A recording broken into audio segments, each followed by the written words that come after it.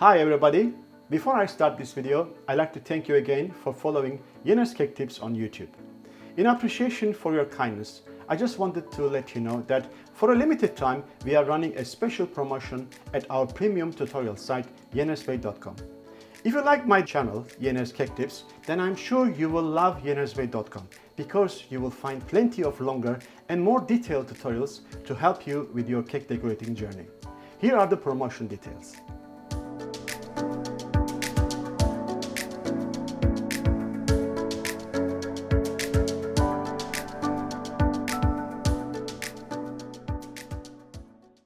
Hello everybody, welcome back to Yener's Cake Tips. Thanks again for joining me. This weekend I have intention to visit my grandchildren. I haven't seen them for a while because of this coronavirus, COVID-19.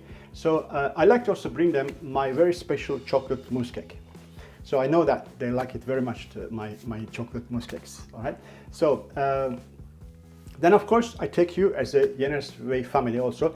I like to share with you all the different components of this cake with the different videos consecutively.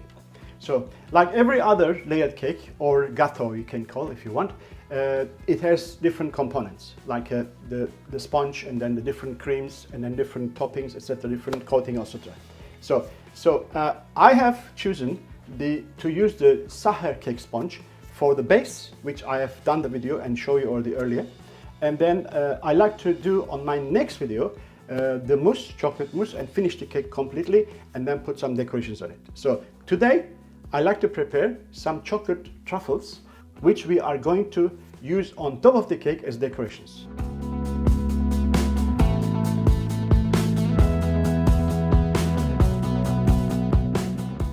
So let's concentrate only about these truffles with this video, so you can do them also with other purposes or for other reasons. So let's look at now what kind of things we need to do that. Okay, let's start from the chocolate. This is not a compound chocolate, this is couverture. I'm going to use the couverture for, I have used already couverture for the sponge. I will use the couverture now, and I will also use for the chocolate mousse. So that is because better quality. I mean, it's nothing wrong with the compound, but it's, of course, this is twice better taste with the couverture than just the compound chocolate. So that will be tempered, very special, very sort of like quick way, all right? This one is the ordinary ganache, which I have the recipe before I show you, my Back to Basics video. And that there is no flavor, there's nothing inside as an addition because I know that it's going to be eaten by the kids, all right? So if you like to have sort of nutty, spicy, or alcoholic flavors, you can use dark chocolate ganache. If you like to use something like a fruity, like for example, let's say concentrate strawberries or concentrate raspberries or something like this, and you have to use the white chocolate ganache, is much better result for that. All right, so I have here cocoa powder in this sort of deep dish, which is about 2.5 liters. So it's make sure that it's like a not too flat, because we're gonna deal with this quite sort of harshly. And we have a sieve over here to remove that after process, the chocolate cocoa powder, excess cocoa powder. 2 trays, it could be 1 tray, and now lined with the silicone paper, non-stick silicone paper. It could be anything, can be used. You can even use cellophane sheet, no problem. So I have a disposable bag. It's always a good idea. A round nozzle, which number is number 5. Okay, so 5mm nozzle, and then in one stage I will use the gloves to hand roll the truffles, and the second one I use the fork. And then I have my towel. So when it comes to this one, this is my very old box of tools, probably about, I don't know, 30, 40 years old I'm using.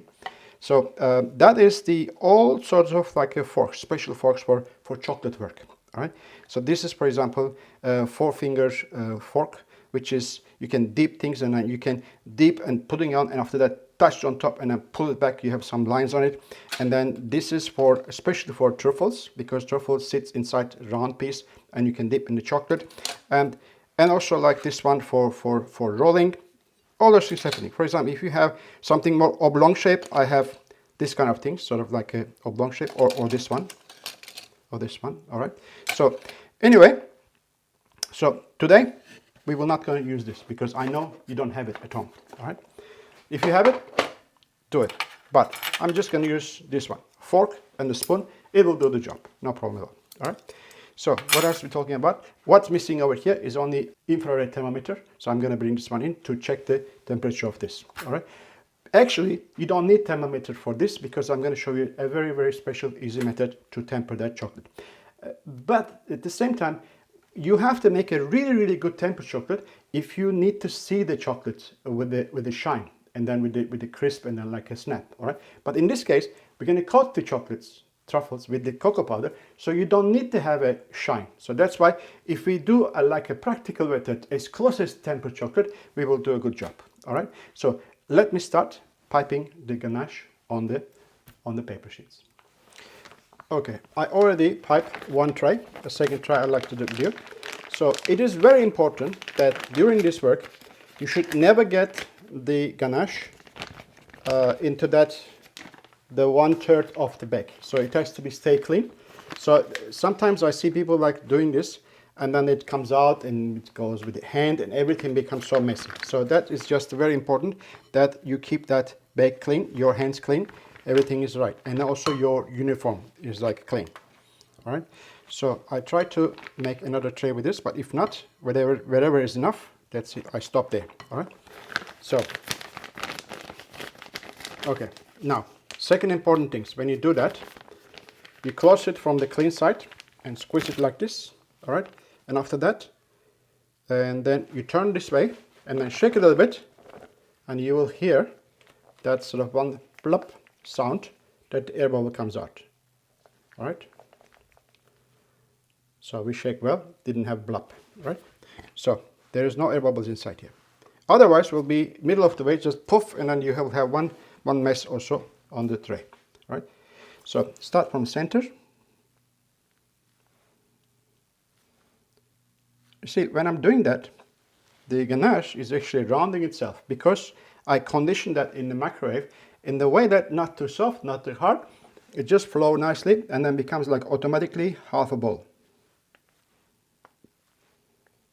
More repetitive, like more sort of rapid you do, you make it better size, you make it equal size. If you make it too slow, you may just kind of lose your concentration and then you will get different sizes. How much ganache I use, irrelevant, because what we're doing here, more than enough for one cake. I need about 12 truffles at the end. So, but I just want to make it more because I like to have it standby for myself.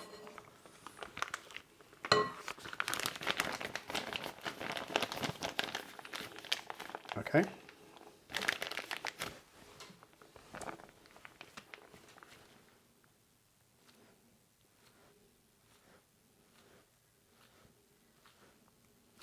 Okay, let's turn the other side.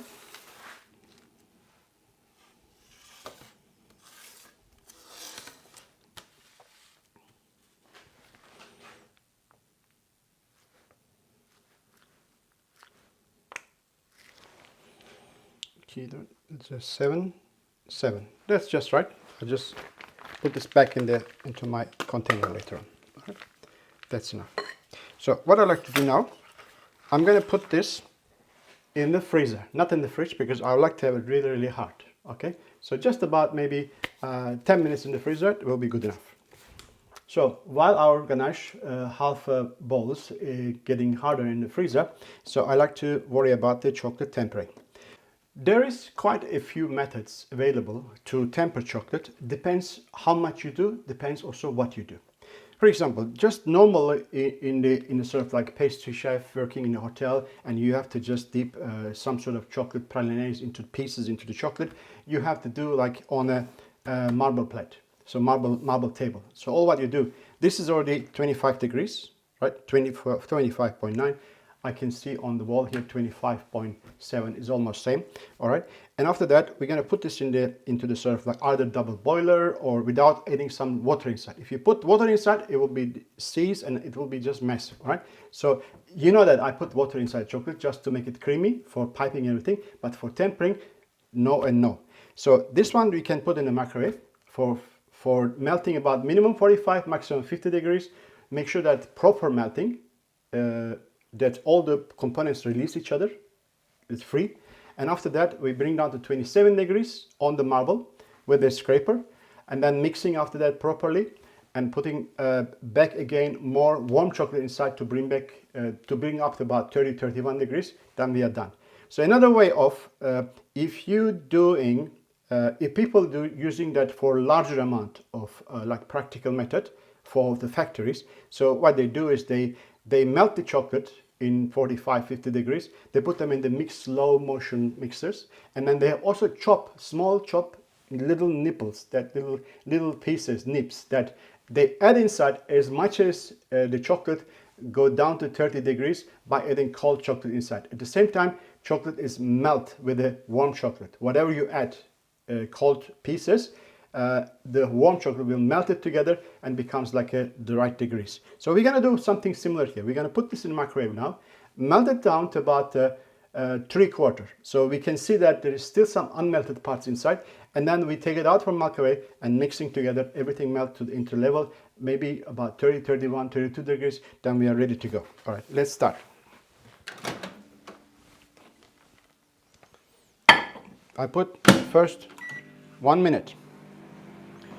I will go a few times, 1 minute, and I'll show you when this everything is out, and then just you will see that there's some parts are not melted, and I'll show you the result.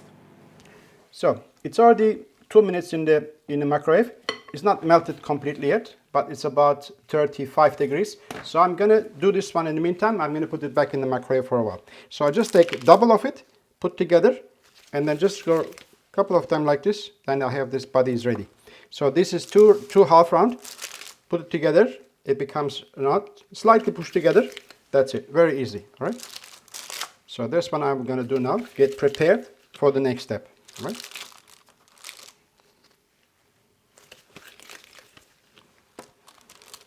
Almost there. So I just have last 2 pieces left. All right, just take over here, put it together. Another idea is when you joining these 2 pieces together, you can actually put something in between. You can put a piece of rum raisin or a piece of croquant or like caramel sugar or a kind of like maybe some piece of honeycomb or something for a crunch. You can add those components inside in the center while you're joining together. It will be very easy to be just in the center. Even that piece of hazelnut or macadamia nut or something, you can also do that. So this one go back to freezer, and then we deal with the chocolate further. Okay, this is still, there's unmelted chocolate inside, and the temperature here is about 33 degrees. If we just carry on with that, I don't think 33 degrees is enough to melt the rest of it, so I just have to put again back in the microwave for a few seconds.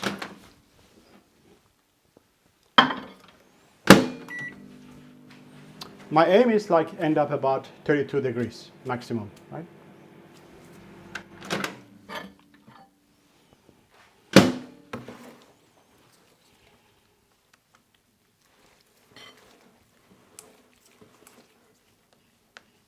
So it's already melting everything together.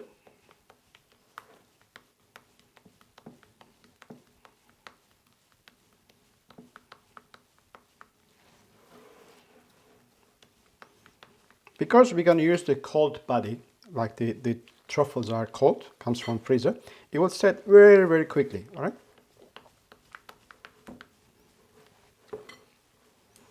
That should be all right.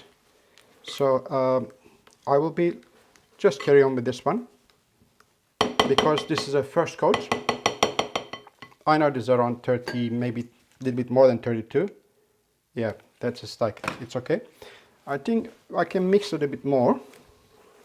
Or what you can do in this case, if it's overshot with a 32, you just add a little bit more chocolate inside and keep mixing and melting down to 32 degrees. But in that case, that if you don't have this, so if you melt it around sort of like a 3/4 and then melt the rest of it into that, it should be already there, all right?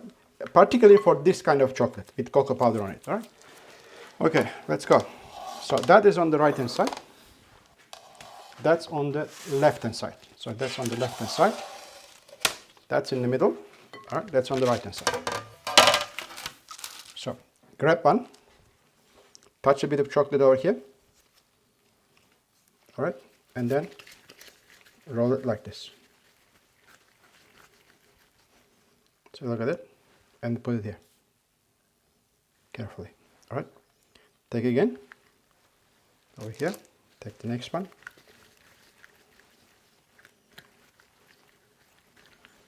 So see, it's already set. Second one.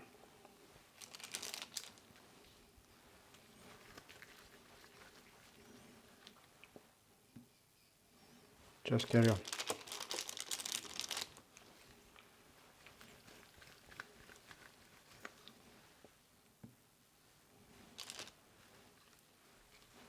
So every time I take a chocolate in the hand, I grab a little bit more chocolate over here.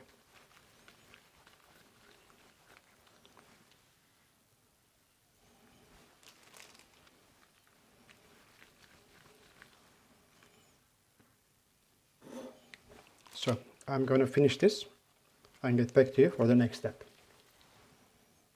Okay, let's go. I put a rubber inside here around the bowl, so I can just drip it excess chocolate. So keep your spoon on the other side. You mix it this way, so the front side will be available for you to work with. All right, like this. And then how many degrees over here? It's about 32. This is just right. All right, now drop it here. Cover this with the chocolate.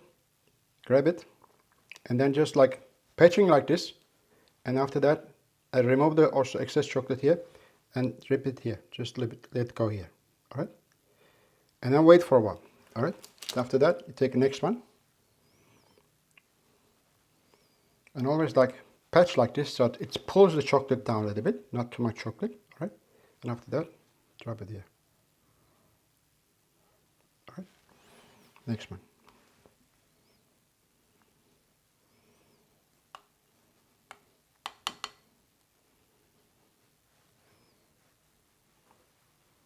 Drop it here. All right. After that, lay the chocolate here. All what you have to do is put some cocoa powder and roll it on the edge, like that, okay, and then like that, different direction.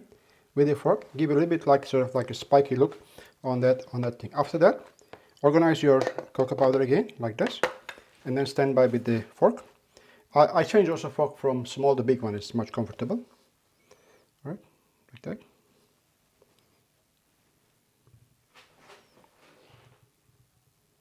Drop it.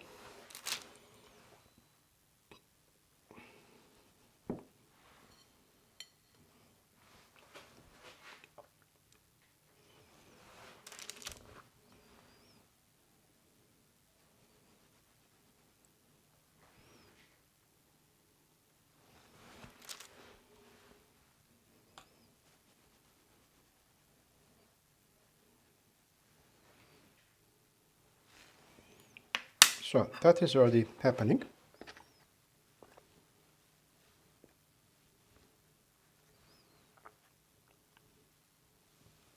So roll it like this. Give a bit of movement around. Make sure that chocolate touch everywhere with the cocoa powder. Right, that's done. Now I like to show you with the other one. So as you see that this is already possible. So I like to do it now a little bit more comfortable with this. Grab it here, like this, and grab it like this with a longer fork. And after that, do that.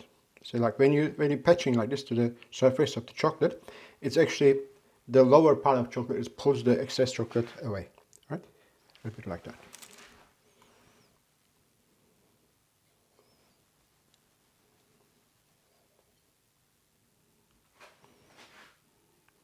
Like that.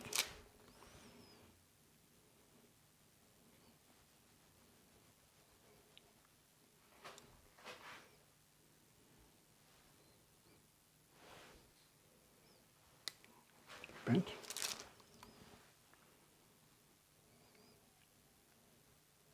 So what will happen now? I'm going to do another two. Normally I do this in a very big tray.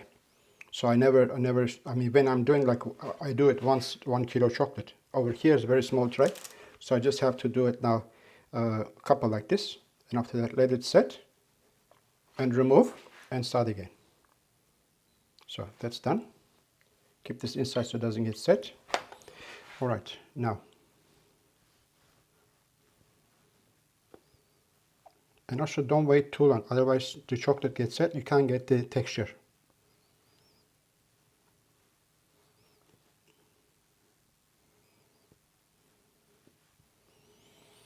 That's it. I will wait now till this one's set, and I will sieve it out and show it to you, and I will start all over again.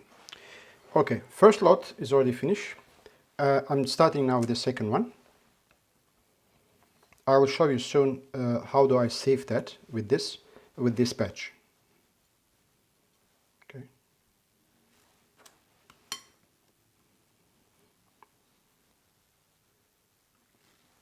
So this is of course a little bit more comfortable than the little spoon, but if you don't have it, you can just use the spoon, no problem.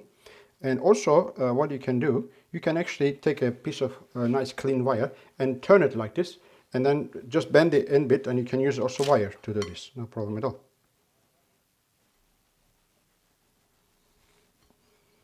Maybe some of you already have this kind of thing at home, right? I don't know. Because some of the chocolate warming, chocolate melting sort of like pots, electrical little pots, which I have it already, I show you a few times. It comes with this kind of spoons. All right. So once you have this one done, you can actually push it to the end bit. You make some more space, right? Like that. All right, let's go. So I'm going to continue now doing this till I finish it. Then I'll show you when I'm taking out how do I sieve with that one. All right. Once you have not enough space, you can just push it on top of each other, the others, which is not completely hard and doesn't matter.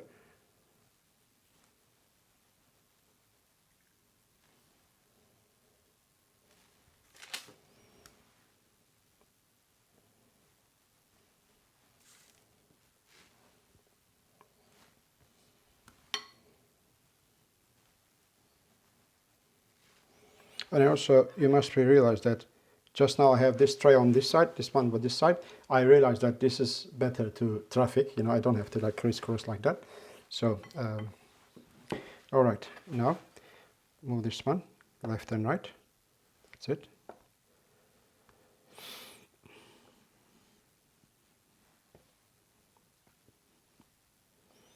All right, so we are with this done. I just have to wait till everything's set over here, and I will remove the excess cocoa powder. Okay, very simple. Just put this inside here. Don't have to worry about how many you put. All right, just get in there.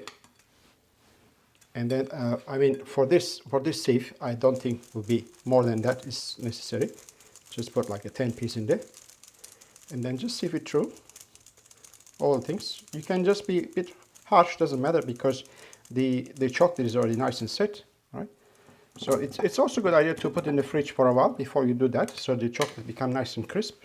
Right? Put it in and sieve. So all the excess cocoa powder will be gone. When you're eating, it will be pleasant. It's not going to be too much like in your cocoa powder in your mouth. All right. So I think somebody asking me, what about white chocolate? So if you do a fruity fillings, fruity ganache, I said that you have to use the white ganache, and also you have to use the white chocolate for coating, like this one. And then of course the icing sugar mix will be replace the cocoa powder. So my truffles are ready now. Next thing will be the chocolate cake, chocolate mousse cake. That is all for today, guys. Thank you so much for having me, and please like, share and subscribe. As I always say, check also NSWay and Cake Note for free trials. God bless you all. Until to my next tutorial will be chocolate mousse cake video, and bye for now.